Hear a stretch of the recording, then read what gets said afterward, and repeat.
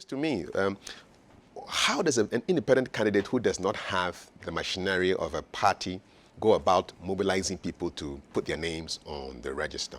How did you do it? Well, it was pretty simple. Um, in my constituency, I'm more of a hands-on person, grassroots person. I deal with almost everybody from, um, I guess because of my experience in what I've done over the years, dealing with people from all levels of life comes almost second nature to me. So I really had to go about talking to the younger folk. There's a bit of despondency on the younger generation when it comes to elections and what really they derive from it. They don't want to register? They don't want to vote? They don't want to vote. And to be very factual, most of them just did it so they could have a national identification. It's very, very disheartening. So in my rounds and talking to people and asking, have you registered to vote? What for?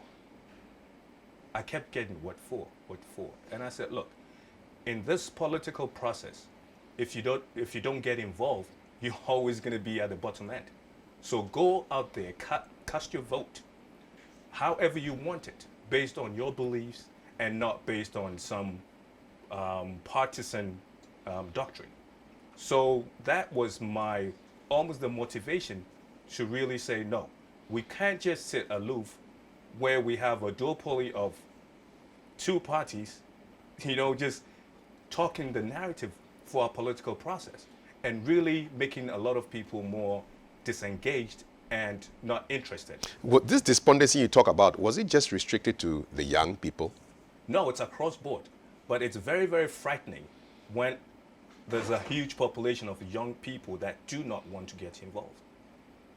And I feel responsible, and I think everybody has to feel very responsible that we get involved and bring everybody on board, because we cannot run a nation where only few tell us what to do. When we are the majority, put them into power. So my involvement was really born out of that experience.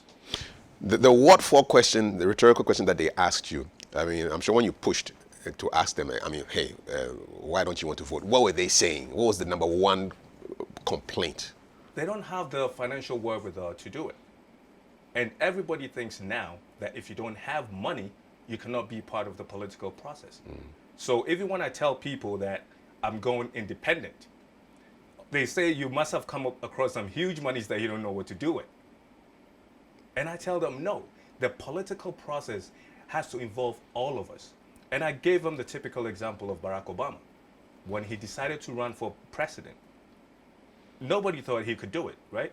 But he started a fundraising where even students were the ones that raised the biggest amounts for him. So when you want to get everybody involved, you tell them what it is that you want to do for them, why is it that you want to do it, and how you can all get together and go to that promised land. Okay.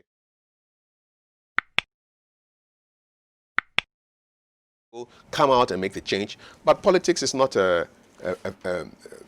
devoid of money. It must cost you some amount of money to make all this happen. How are you raising funds, and how much have you spent so far? I would say ballpark about 10,000 Ghana cedis. Because that's an incredibly small amount. It is small, and it doesn't have to be big money. It doesn't have to be big money. What do you need to campaign? You tell me. You are. If you have to, you are there. And that's what we do here is illegal. Vote buying is illegal, right? You need monies to put your posters up, right? You need monies to print T-shirts, a few flyers to go around telling people door to door what it is that you want to do and do for them. 10,000 cedis is like $2,000. That's what I've spent so far.